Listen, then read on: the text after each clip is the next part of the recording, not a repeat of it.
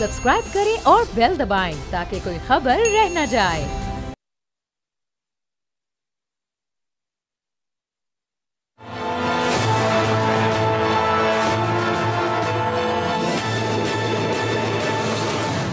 अस्सलाम वालेकुम, मैं और बाब जहांगीर। आप देख रहे हैं प्रोग्राम तज्जिया। पाकिस्तान की मईशत को अगर ऊपर लेकर जाना है तो उसके लिए सबसे पहले मरबूत प्लानिंग ज़रूरी है और हुकूमत हमें काफ़ी संजीदा कोशिशें करती हुई नज़र आ रही है। एक बड़ा गेम चेंजर प्लान उड़ान पाकिस्तान के नाम से चंद दिन पहले लॉन्च कर दिया गया। नए साल पर यह नया प्लान सामने आया जिसमें पाकिस्तान की एक्सपोर्ट्स को बढ़ाना है, ऑलमोस्ट डबल करना है और $60 बिलियन से ज़्यादा लेकर जाना है और उसके लिए 5 साल का अरसा रखा गया है इनिशियली।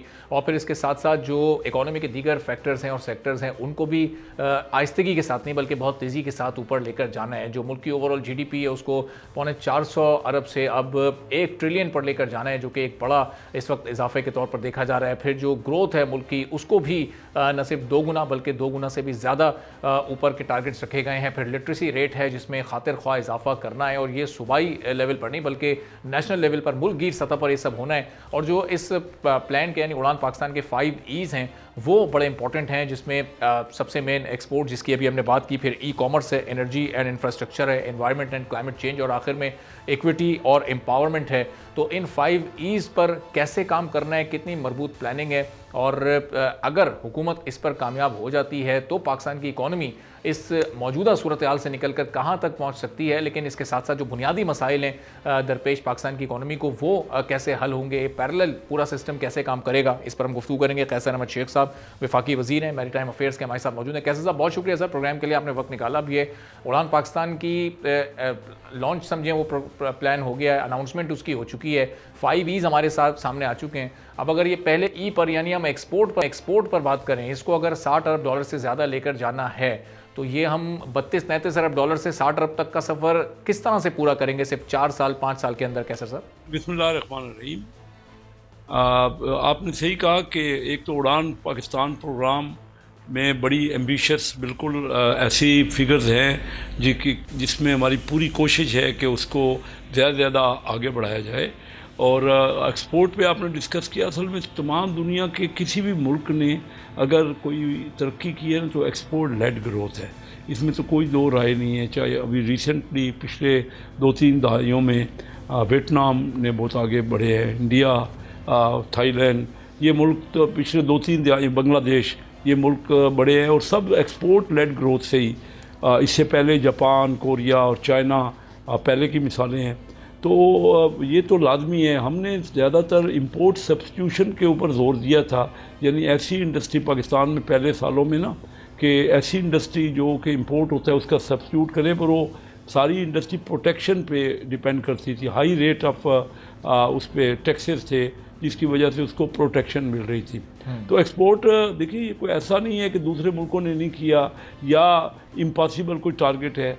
ये हर जगह आप देख लीजिए, चाइना आज 3,500 अरब डॉलर की एक्सपोर्ट कर, 3,500, वो पाकिस्तान से तकरीबन 110 पाकिस्तान जितनी एक्सपोर्ट कर रहे हैं। तो ये तो सब मुल्कों ने मेहनत की और पॉसिबल भी है, अगर हम एफर्ट करेंगे तो इसमें ग्रोथ का पोटेंशियल है। हमारे एग्रीकल्चर में, हमारे IT के सेक्टर में, हमारे तो ये बाकी इंडस्ट्री में जो हम एक्सपोर्ट की इंडस्ट्री लगाएं, वैल्यू एडेड, तो ये सारा है। और हम तवक्को कर रहे हैं कि इसके ऊपर पूरा जोर दिया जा रहा है और उनको मार्कअप आप जो देख रहे हैं कि पॉलिसी रेट कम हो रहा है, ये 22% से कम हो गया, 13% हो गया। मेरी कल ही गवर्नर स्टेट बैंक से एक फंक्शन में बात हो रही थी, तो हम एक्सपेक्ट कर रहे हैं कि फर्दर कम होगा। तो इंडस्ट्री लगाने के लिए ज़रूरी है कि हम और ख़ास तौर पे SMEs को हम प्रोवाइड करें। इस वक्त पाकिस्तान में टोटल कर्जे का सिर्फ 8% SMEs को मिलता है, हालांकि SMEs 40% हैं टोटल हमारी GDP के जो शेयर है उसमें, चाहे वो एग्रीकल्चर में हो चाहे वो दूसरे बिजनेसेस में हो। तो हमें ज़्यादा से ज़्यादा अपने दरमियाने और छोटे बिजनेसमैन को और ग्रोअर को उनको कर्जे देने हैं। फिर हमारे यहाँ क्योंकि सूरत ये है कि हमारे जो कौंसलेट हैं दुनिया के बाहर मुल्कों में, उनको ज़्यादा एफर्ट करनी पड़ेगी। मैंने खुद देखा है कोरिया किस तरह उन्होंने अपनी एक्सपोर्ट बढ़ाई, उनका कोटरा उन्होंने शुरू किया, उनका एक ऑर्गेनाइजेशन थी और उसने दिन रात मेहनत की बहुत ज़्यादा एग्रेसिवली। तो पॉसिबल है, हम सबको मिल के मेहनत करनी पड़ेगी। ये नहीं कि कोई सिर्फ हुकूमत करेगी, बिजनेसमैन ने करना है, उसके साथ साथ दूसरी जो पार्टियां हैं उनको भी सपोर्ट करना। यानी हम जो चार्टर ऑफ इकानमी है उस पर डिफ़र नहीं करें, हम आपस में बाकी चीज़ों पे पॉलिसीज़ पे डिफ़र कर लें, लेकिन इकानमी के ऊपर अगर हम अपनी पॉलिसीज़ को लॉन्ग टर्म नहीं बनाएंगे, अगर एक हुकूमत आके कुछ पॉलिसी बनाएगी और दूसरी हुकूमत आके कुछ बनाएगी तो फिर तो ये टारगेट अचीव होना बड़ा मुश्किल है।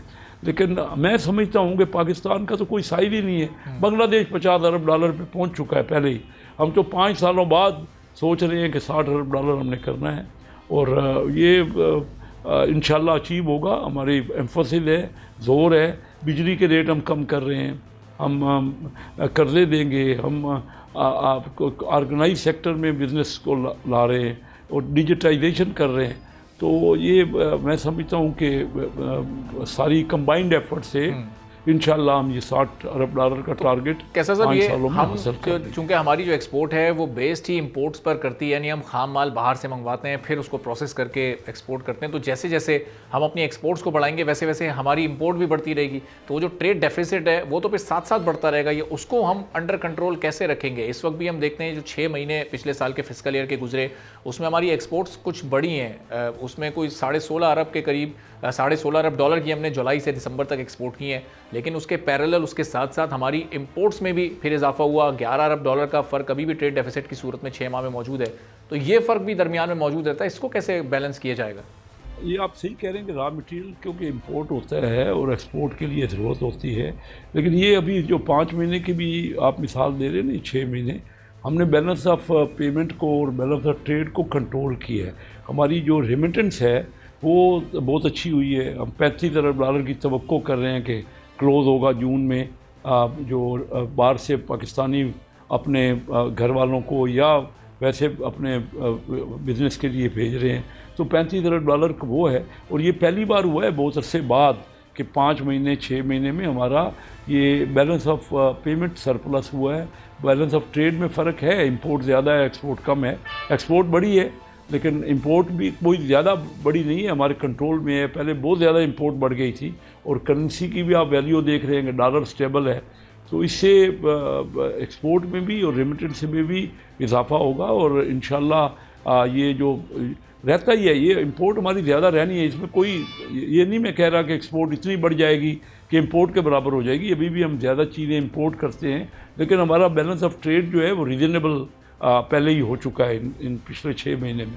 यानी अब वो जो हम अपने जो इंपोर्ट बिल है हमारा उसमें हम कोई मेजर चेंज कैसे ला सकते हैं? उसमें ज़ाहिर है सबसे बड़ा एक इंपोर्टेड फ्यूल का कंट्रीब्यूशन है जो कि बढ़ता ही जा रहा है। हमारी तलब ज़्यादा होती जा रही है, हमारी आबादी बढ़ रही है। तो अगर हम जो बिजली बना रहे हैं वो भी उसी इंपोर्टेड फ्यूल पर ज़्यादातर बना रहे हैं। अगर हम थोड़ा सा रीन्यूएबल बिजली की तरफ जाएँ, चूँकि इस उड़ान पाकिस्तान में एक जो है वो एनर्जी एंड इंफ्रास्ट्रक्चर का भी है, तो अगर हम सस्ते ज़राए की तरफ जाएंगे ऑटोमेटिकली हमारा इंपोर्ट बिल भी कम हो जाएगा, बिजली की कीमत भी कम होगी, एक्सपोर्ट को भी उसका फ़ायदा हो सकेगा।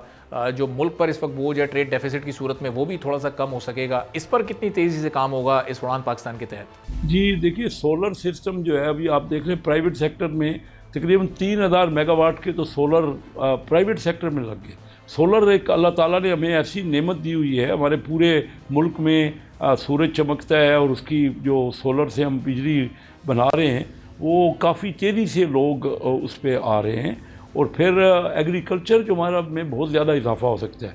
हमारी पर एकड़ हील्ड दूसरे मुल्कों से बहुत कम है और इसमें हम जॉइंट वेंचर करके टेक्नोलॉजी बाहर से ला के हम और कारपोरेट फार्मिंग करके हम एग्रीकल्चर में काफ़ी इजाफा कर सकते हैं और वो भी सारा एक्सपोर्ट हो सकता है। अभी रिसेंटली हमारी एग्रीकल्चर की एक्सपोर्ट बढ़ी है, अगर आपने मुलाहिदा किया हो तो यही। और आईटी की एक्सपोर्ट बढ़ रही है।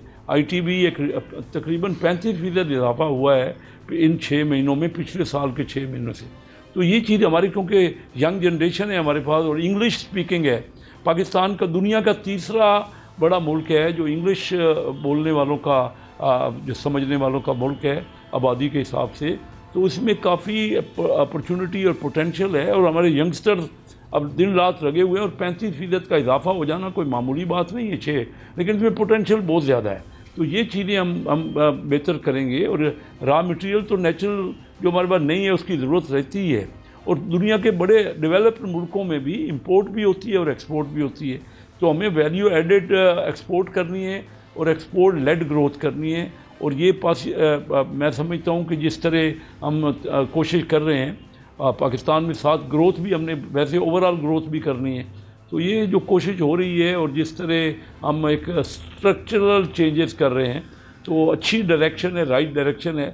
मैं समझता हूँ इस वक्त हमें लॉ एंड ऑर्डर की ज़रूरत है। बाहर से इन्वेस्टमेंट के लिए हमारा अपना इन्वेस्टर यहाँ पे इन्वेस्ट करेगा ना, और उसको प्रॉफिट बहुत ज़्यादा है पाकिस्तान में। लेकिन क्या हुआ है ये देखिए ना कि $12 बिलियन तो दुबई में इन्वेस्टमेंट हो गई पाकिस्तानियों की, उनकी रियल इस्टेट में, क्योंकि हम लोग टैक्स के पेमेंट के आदी नहीं हैं और FBR तंग बहुत ज़्यादा करता है। दोनों जगह ठीक करना पड़ेगा ना, बिजनेसमैनों को टैक्स ज़्यादा देना पड़ेगा और FBR को सहूलतें देनी पड़ेगी और ऐसा सिस्टम बनाना पड़ेगा। और ये किया जा रहा है। आप देख रहे हैं कि ये हमने बिल्कुल कस्टम में बहुत ज़्यादा टैक्स का रेवेन्यू होता है, उसमें बिल्कुल फेसलेस हमने शुरू कर दिया कि सामने आमने इंटरेक्शन नहीं हो और वो अलग बैठेंगे सारे, जो वो सिस्टम होगा। और डिजिटाइजेशन का सिस्टम को तरवीह दे रहे हैं।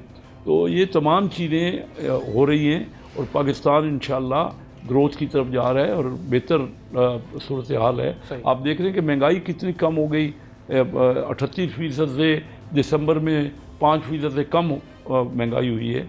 लेकिन हमें ग्रोथ की ज़रूरत है और आम लोगों को जो इम्पेक्ट है, उसकी अर्निंग्स कम है, उसकी तनख्वाहें कम हैं, उनकी ओवरऑल आमदनी बहुत कम है, उसको बढ़ाना है हमने। और हमने ऐसी अपॉर्चुनिटीज़ क्रिएट करनी है जिसमें लोगों को रोज़गार मिले। सही, सारी चीज़ें हमारे जहन में हैं। लेकिन मैं आपको बार बार ये कहता हूँ कि दुनिया में इंडिया, देखिए जब पाकिस्तान और इंडिया दो मुल्क बने आज़ाद, तो तमाम जो तरक्की थी वो इंडिया के इलाकों में हुई थी। यानी वहाँ इंडस्ट्री भी ज़्यादा थी पाकिस्तान से और वहाँ एजुकेशन भी ज़्यादा थी। लेकिन क्या वजह है कि पहले 43 ईयर्स फ्राम 1947 टू 1990, 43 साल हम इंडिया से ज़्यादा तरक्की कर रहे थे और हमारा पर कैपिटा 50% ज़्यादा था। हालांकि उनके यहाँ एजुकेशन थी, उनके यहाँ इंडस्ट्री लगी हुई थी, हमने तो नई इंडस्ट्री आके लगाई। लेकिन अब आखिरी 35 साल जो अभी लास्ट गुजरे हैं, उसमें इंडिया की इकानमी 1990 में 4 गुना थी पाकिस्तान से और अब वो 12 गुना हो गई है। तो हम अगर अगर कह रहे हैं कि 3 गुना हमने बढ़ानी है अगले 10 सालों में, तो कोई नामुमकिन चीज़ नहीं है। इन मुल्कों ने करके, चाइना ने, इंडिया ने, इन मुल्कों ने रिसेंटली करके दिखाया है।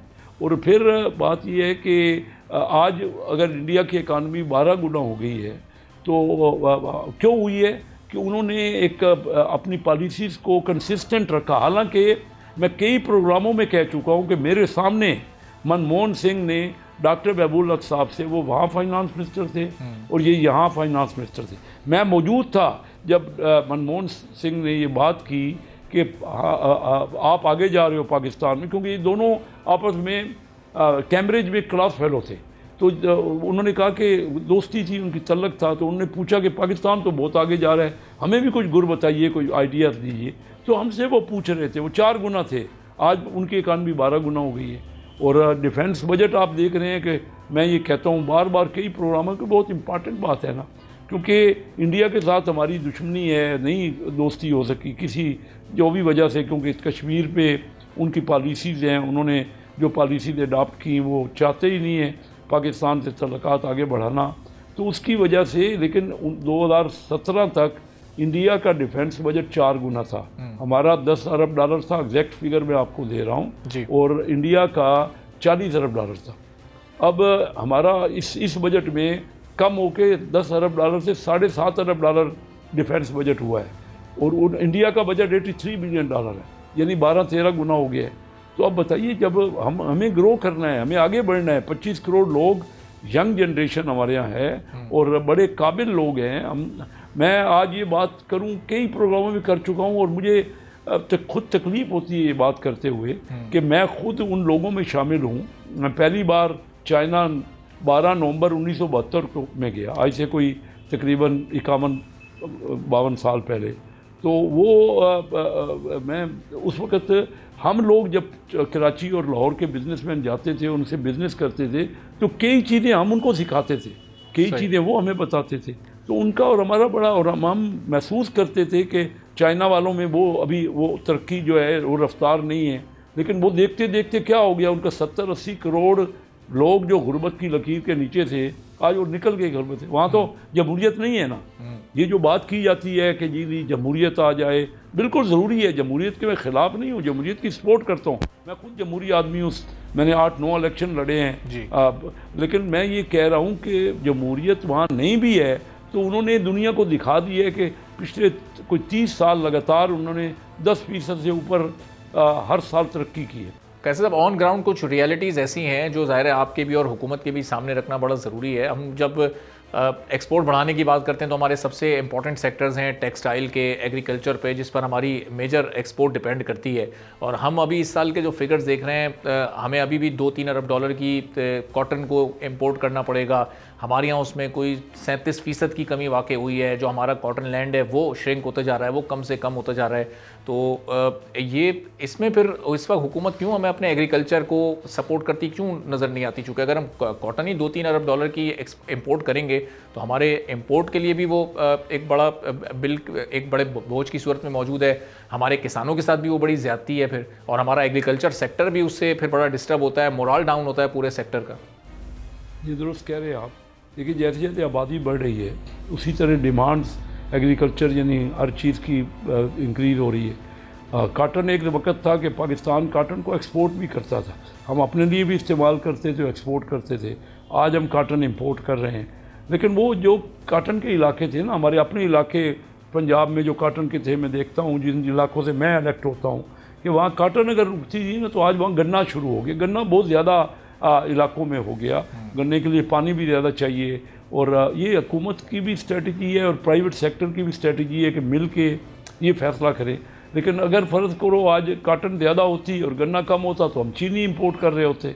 एक वक्त तक हम चीनी, हमें ओवरऑल अपनी प्रोडक्शन बढ़ानी है ना पर एकड़, इसमें कोई शक नहीं है कि यही पंजाब, ईस्ट पंजाब में पाकिस्तान के ये वेस्ट पंजाब से जो हमारा हिस्सा है पंजाब का, वहाँ पर एकड़ यील्ड कम है। हमारे पास वैरायटी काटन की हो या चावल की हो या गंदम की हो वो नहीं है, हमने चेंजेस नहीं की उसमें।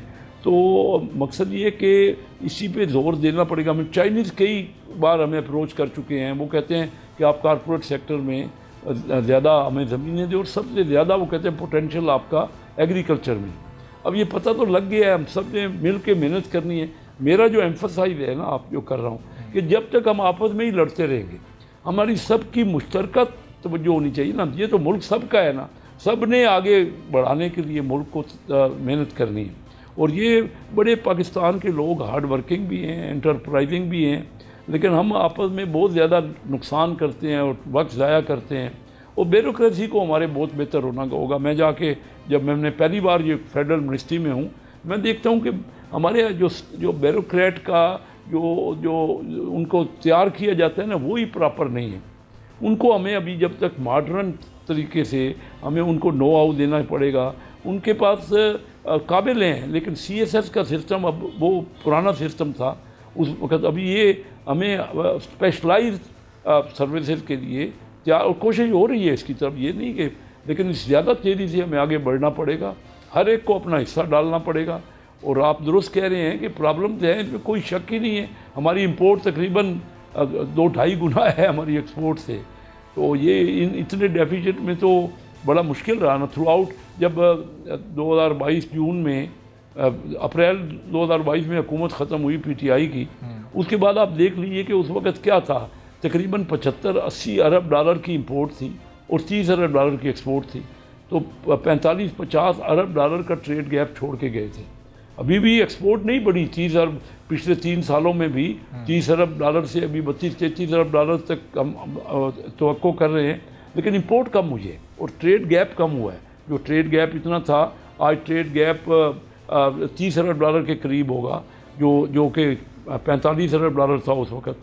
तो इसमें तो फ़र्क आया है। और इसी तरह हम यही करें कि कोई जो ज़रूरी अशिया है उन्हीं की इंपोर्ट हो, और हमारे यहाँ ड्यूटीज़ सारी उसी से वसूल की जाती है जो रेवेन्यू है।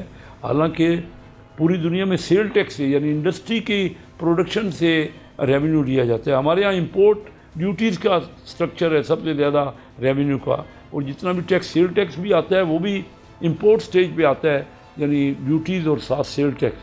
तो ये सारी स्ट्रक्चरल चेंजेस हम कर रहे हैं, इस पर वर्किंग कर रहे हैं। और हमने पिछले दो तीन अपने दहाइयाँ तो ज़ाया कर दी ना इसी आपस के झगड़ों में, लड़ाई में, तसल में। तो जमहूरियत तो तभी पनप सकती है ना जब कोई ना कोई पॉलिसी में कंसिस्टेंसी हो, कोई ना कोई चार्टर ऑफ इकानमी हो। कहीं ना कहीं तो हम बैठे ना, मुल्क तो सबका है ना, हम तो एक दूसरे का बर्दाश्त, पता नहीं हमारी कौम में ये क्यों है बर्दाश्त। मैंने नीचे हर स्टेज पे देखा है, अपने कचहरियों में देखा है, वहाँ भी हर आदमी लड़ाई झगड़े पे लगा हुआ है, वकीलों के काम है और एक दूसरे पे केसेस और FIR करते, वो कहते हैं जी पर्चा हो गया इस पर। हालांकि मैं जब इलेक्शन वहाँ लड़ने गया, यकीन जानिए मैं कराची में बिज़नेस करता हूँ, थ्रू आउट करता रहा, तो मैं जब पहली बार वहाँ इलेक्शन लड़ने गया तो मुझे बंदा करता था पर्चे हो गया, पर्चा हो गया। मुझे अंदाज़ा ही नहीं था कि पर्चा क्यों। हम लोग तो ये तवज्जो करनी पड़ेगी ना। हम छोटे लेवल पे भी लड़ाई झगड़ा करते हैं, ऊपर पॉलिटिशियन में पार्लियामेंट में भी जाके, बजाय कि हम कोई कंस्ट्रक्टिव काम करें या डिस्कशन करें, या कि जो हम इलेक्शनों में लोगों को वादा करते हैं कि आपके लिए हम रोज़गार के वसाइल मुहैया करने की कोशिश करेंगे, तालीम का फ़रोग देंगे। अब देखिए ना, इस वक्त 40% लोग गुर्बत की लकीर से नीचे हैं, तकरीबन 95 मिलियन आबादी हमारी, और ये दुनिया की शायद हाईएस्ट परसेंटेज है। अब कुल दुनिया में 80 करोड़ लोग इस वक्त गुर्बत की लकीर से नीचे हैं, उसमें 9.5 करोड़, 12% दुनिया का 8वां हिस्सा सिर्फ पाकिस्तान में। दुनिया के जो बच्चे, अगर 25 करोड़ बच्चे स्कूल की नहीं जा पा रहे, जो स्कूल गोइंग जिनका उम्र है वो अगर नहीं जा पा रहे, तो उसमें से 2.5 करोड़ तकरीबन 10% या 2 करोड़ 60 लाख 10-11% हमारे बच्चे हैं दुनिया की। अब ये तो इस हिसाब से तो सबको, और हमने जो पढ़ाई कराई है, जो बच्चे तालीम लेते हैं हमारे पास आते हैं, वो कहते हैं जी हमें जॉब चाहिए, पूछें उनसे तो उन्होंने सोशल स्टडीज़ में और जोग्राफिया में और हिस्ट्री में, वो आजकल वो चीज़ें यहाँ प्रिवेल नहीं कर रही। उससे वो आप कोई जाके कोई यानी अपनी इकानमी में खातिर खा इजाफा नहीं कर सकते। तो हमारी सारी, हमने अपनी एजुकेशन को भी रिवैम्प करना है, हमने अपने ब्यूरोक्रेटिक सिस्टम को भी रिवैम्प करना है। हमारी बिजनेसमैन टैक्स माइंडेड नहीं है, यहाँ से वो जाके सरमाया ले जाके टैक्स यहाँ नहीं पे करता और वहाँ दुबई में जाके ले लेता है जायदाद।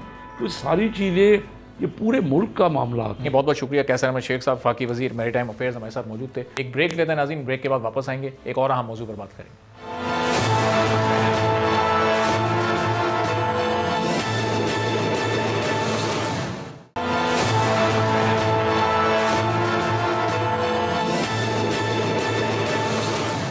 एक बार फिर आपको प्रोग्राम में खुशामदीद कहेंगे। ज़मीन पर ज़िंदगी समंदर और समंदर में मौजूद ख़जानों पर इन्हिसार करती है। ज़मीन के 70% हिस्से पर समंदर मौजूद हैं। दुनिया के 183 ममालिक ऐसे हैं जिनकी सरहदें समंदर से मिलती हैं, या यूँ कह लें कि समंदर जैसी नेमत से वो माला माल हैं। समंदर न सिर्फ दुनिया के 3 अरब अफराद के लिए खुराक का अहम तरीन जरिया है, बल्कि आबो हवा और मौसमियाती तब्दीली और दुनिया की 50% ऑक्सीजन पैदा करने का भी जिम्मेदार है। लेकिन यही समंदर आज शदीद ख़तरे से दोचार है। समंदरों के लिए सबसे बड़ा ख़तरा इंसानों की जानिब से फैलाई जाने वाली आलूदगी है। इस्तेमाल शुदा प्लास्टिक, सनती वेस्ट और दीगर रिहायशी फजला समंदरों में दाखिल होकर मेरीन लाइफ पर तबाहकुन असरात मुरतब कर रहा है। एक अंदाजे के मुताबिक समुद्री आलूदगी का 80% हिस्सा ज़मीन पर होने वाली आलूदगी की वजह से है।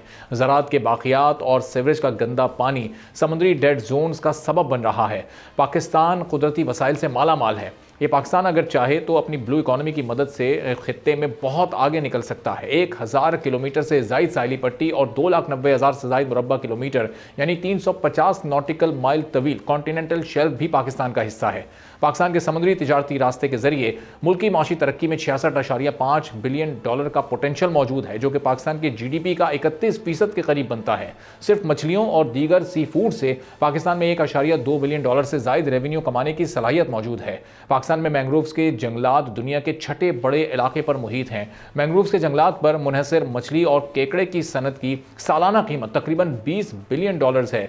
लेकिन ब्लू इकोनॉमी से फायदा उस वक्त उठाया जा सकता है जब समंदरों में अमन कायम हो। पाकिस्तान हमेशा से ही दुनिया में खास तौर पर खित्ते में अमन की कोशिशों की क़यादत कर रहा है। पाकिस्तान बहुत सी आलमी और इलाकाई तंजीमों का रुकन है जिसमें अमन कायम करने का मुकदमा पाकिस्तान हमेशा से लड़ता रहा है। पाक बहरिया को दुनिया भर में अपनी पेशा वराना सलाहियतों की वजह से खास अहमियत हासिल है। पाक बहरिया की जानिब से मुनक्किद की जाने वाली अमन मशकों ने दुनिया के समंदरों की हिफाजत और उसकी अहमियत को बढ़ा दिया है।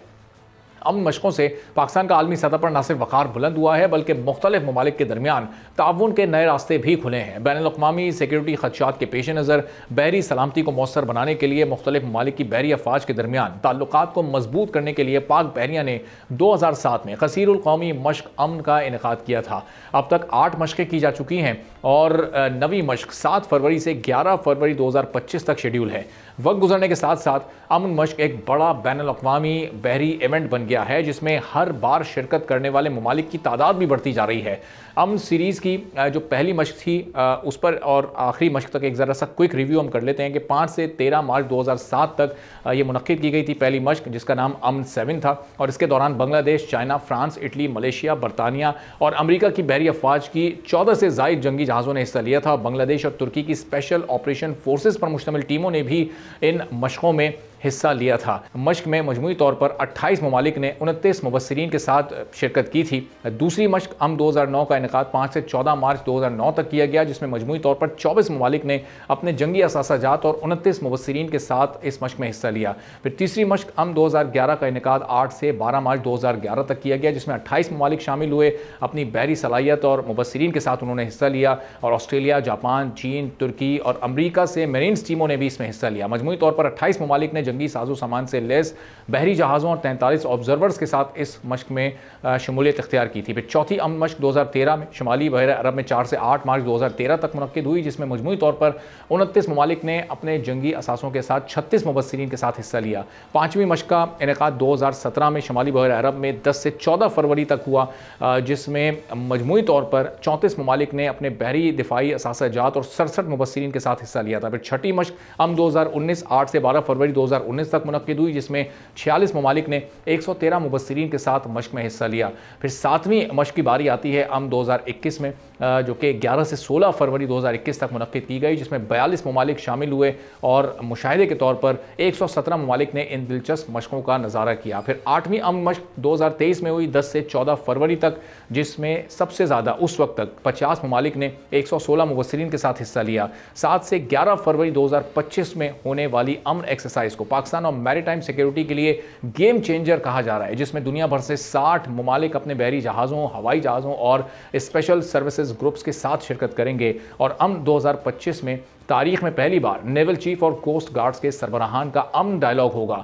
अमन डायलॉग में दुनिया भर की सीनियर बहरी क़यादत, इलाकाई सलामती और समुद्री खतरात से निपटने के लिए एक मुश्तरका हिकमत अमली पर गौर भी किया जाएगा, जो इसकी सिग्निफिकेंस है, जो इसकी अहमियत है। और ख़ासतौर पर जो अमन डायलॉग पहली बार नेवल चीफ और कोस्ट गार्ड्स के सरबराहान का होने जा रहा है, ये किस हद तक अहमियत का हामिल है और ब्लू इकॉनमी के लिए ये मशक़ें कितनी ज़रूरी हैं, ख़ासतौर पर समंदरों की हिफाजत के लिए, इस पर हम गुफ्तगू करेंगे। कमांडर रिटायर्ड अनीस खान साहब हमारे साथ मौजूद हैं। अनीस साहब, बहुत शुक्रिया सर प्रोग्राम के लिए, आपने वक्त निकाला। सबसे पहले तो अमन मशकों की जो अहमियत है इस पर ज़रूर रोशनी डालिएगा, चूँकि हम देख रहे हैं कि हर 2 साल बाद जब इसका इनेकाद होता है तो इसमें गुज़िश्ता से ज़्यादा ममालिक हिस्सा लेते हैं, ऑब्जर्वर्स की तादाद भी ज़्यादा होती है, तो एक बड़ा ह्यूज इवेंट अब तक ये बन चुका है, बड़ी कामयाबी के साथ चल रहा है। Thank you very much Arbab साहब, वेरी राइटली सेड। आपने अपने इंट्रो में बड़ा अच्छी तरीके से बयान किया कि कैसे इसको पाकिस्तान लेके चला है। हर 2 साल के बाद इसमें एडिशन हुई है।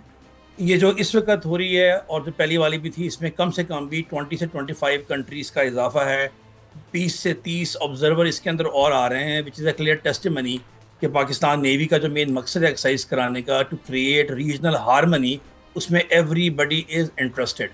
इस वक्त जो हम अमन एक्सरसाइज इस वक्त करा रहे हैं, इस वक्त तकरीबन 55 के करीब ममालिक ने या उनके डेलीगेट्स ने हमें ये कंफर्म कर दिया, and we are very very happy कि पाकिस्तान का जो एक मकसद है दुनिया के अंदर, जो रीजनली वो चाहता है कि दुनिया मुझे एज अमन पसंद मुल्क देखे, उसका एक प्रैक्टिकली टेस्टिमनी ये है कि लोग हम पे भरोसा करते हैं, और जब हम एक्सरसाइज करते हैं यहाँ पे तो everybody want to part of it. सबसे बड़ा फ़ायदा इसका ये है कि जो एक पाकिस्तान का इमेज है दुनिया के अंदर, वो एक बहुत ही अच्छे मुल्क की तरह, एक पीसफुल मुल्क की तरह, जो अपनी इकॉनमी के लिए, ब्लू इकॉनमी के डिविडेंड को इस्तेमाल करना चाहता है, के लिए इस्तेमाल होता है। और जिस तरह की इस दफ़ा की अमन एक्सरसाइज हम कर रहे हैं, जैसे आपने पिछले प्रोग्राम भी में हमारी बात हुई थी, ये हर अमन एक्सरसाइज में हम कोई ना कोई चीज़ ऐड करते हैं। इस अमन एक्सरसाइज के अंदर हम इसके अंदर एक बाकायदा डायलॉग का प्रोसेस कर रहे हैं, जैसे कि थिंक टैंक्स करते हैं, जैसे इंस्टीट्यूट ऑफ स्ट्रेटेजिक स्टडीज़ करता है, जैसे कि अमेरिका के अंदर उनके करते हैं थिंक टैंक्स। वो डिस्कशन करते हैं और डिस्कशन से कोई ना कोई चीज़ इवॉल्व होती है जो पॉलिसी में आती है। तो ये सिर्फ और सिर्फ ये नहीं है कि हम तमाम लोग यहाँ पे जमा होंगे और उसके बाद एक्सरसाइज करेंगे और उसके बाद चले जाएंगे। ये जो डायलॉग होगा, इस डायलॉग को national institute of maritime affair कर रहा है, which is my parent institute, और ये इंस्टीट्यूट इसको ऑर्गेनाइज करेगा, जिसमें तमाम के तमाम chief of naval staff, chief of coast guards and maritime think tanks will come. They will talk on the issues which are unresolved, and at the end there would be memorandum of understanding between the countries.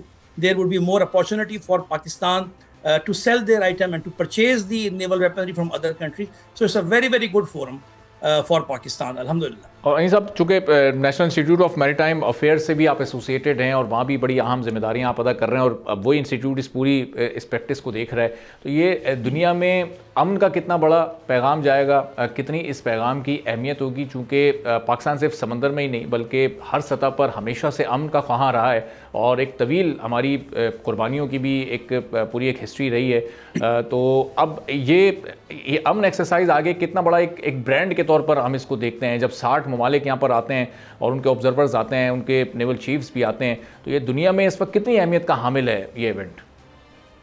ये बिल्कुल जी दुनिया में बेतहाशा अहमियत का हामिल है।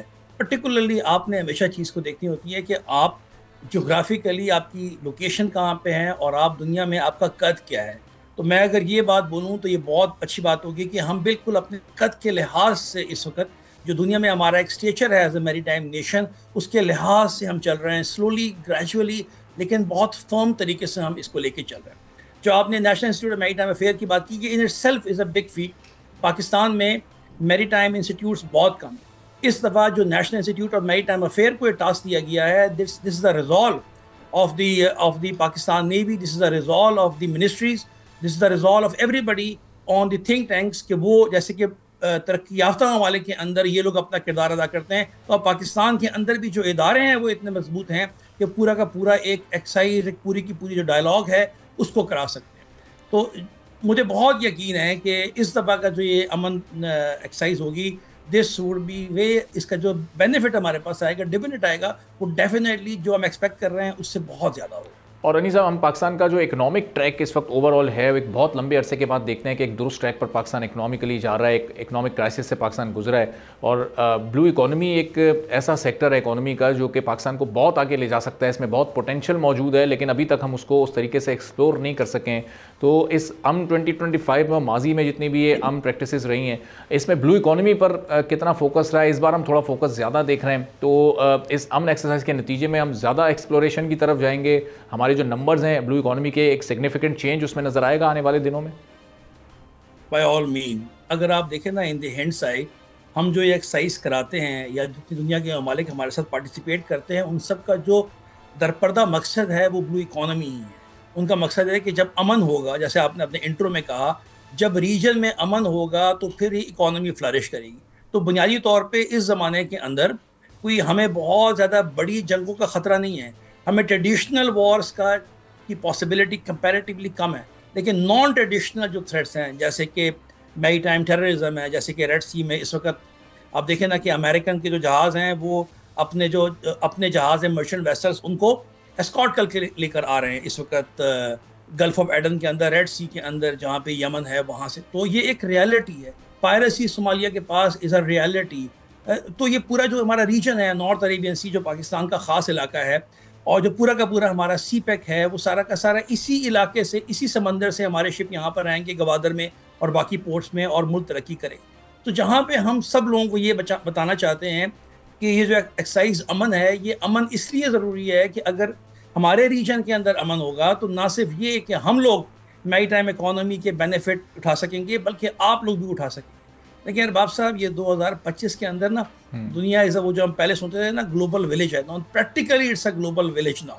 कोई भी मुल्क अकेला कोई काम नहीं कर सकता, वो बेशक सुपर पावर हो, कितनी बड़ी उसकी ज्योग्राफी हो, you have to take everybody along. ये जो सिक्योरिटी, मैरीटाइम सिक्योरिटी किसी एक मुल्क का काम नहीं है, ये पूरे के पूरे रीजनल ने अलाइंस करने हैं। और पाकिस्तान नेवी ने इस वक्त अल्हम्दुलिल्लाह इतने ज़्यादा अपने सिस्टम बनाए हुए हैं। You will be glad to know कि हमारी बड़ी इस वक्त कैलिब्रेशन है। हमारा एक सेंटर है, जॉइंट मैरीटाइम इंफॉर्मेशन सेंटर है, जो दुनिया के साथ कनेक्ट है। इंग्लैंड के साथ हम कनेक्ट हैं, टर्की के साथ हम कनेक्ट हैं, सऊदी अरब के साथ हम कनेक्ट हैं, ताकि रीजन में जब भी कोई ऐसी खबर आए पायरेसी की या टेररिज्म की तो वो इन्फॉर्मेशन पास होगी। तो जो हमारे फोर्सेस है रीजन के अंदर, पाकिस्तान नेवी के और जो बाकी पाकिस्तान कोस्ट गार्ड के and Pakistan maritime security agency के, they will react accordingly on that.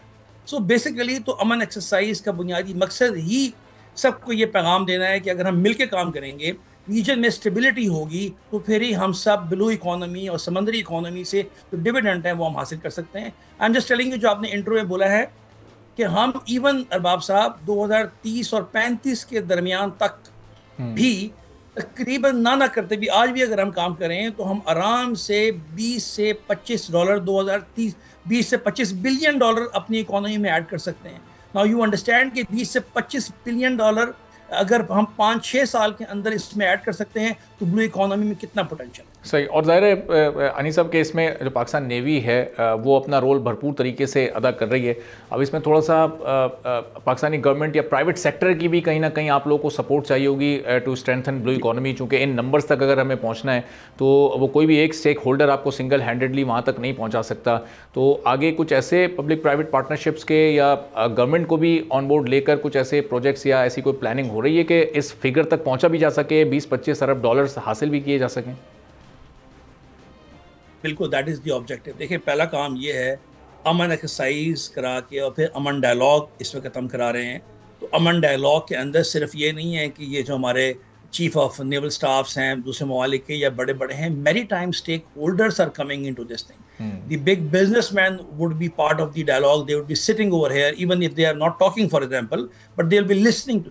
तो उसकी वजह से जो उनको एक कॉन्फिडेंस मिलेगा कि फॉर एग्जाम्पल अगर हम यहाँ बात करते हैं कि जी यहाँ पे मैरीटाइम सिक्योरिटी के लिए एक हम पैगाम देते हैं कि तमाम रीजनल ममालिक एग्री हैं इस बात के ऊपर कि जो हमारा इलाका है इसमें नॉन ट्रेडिशनल थ्रेट्स को हमने काउंटर करना है। It will give confidence to the investor. For example maritime tourism जो है, इस वक्त लोग सोच रहे हैं कि कुवैत से फेरी चले, अल्टीमेटली दुबई आए और दुबई से पाकिस्तान आए। People are working on this thing. Internally हम सोच रहे हैं कि कराची से हमारी फेरीज लोगों को जाए टूरिज्म के लिए toward Ormara and Gwadar. The only issue ये होता है कि the investor does not have the confidence, number one, of the security, number two, of the continuity of the policy. Now at this forum, these two things would be addressed. First, कि security के लिए तमाम मुल्क हम आहंग होकर काम कर रहे हैं, and number two, जब वो हम आहंग होकर काम करेंगे तो definitely investor would have more confidence and they will invest. And I'm glad जैसे कि अभी हमारे प्राइम मिनिस्टर ने just few days before एक टास्क फोर्स कायम हुई थी and Pakistan maritime and sea port authority बनाई है, which is a very very good omen for the development of blue economy of this country. ठीक है, बहुत बहुत शुक्रिया, thank you so much. Commander retired Anees Khan sahab हमारे साथ मौजूद। अपनी नाज़रीन सुनी, इसी के साथ आज के प्रोग्राम से इजाज़त दीजिए। अल्लाह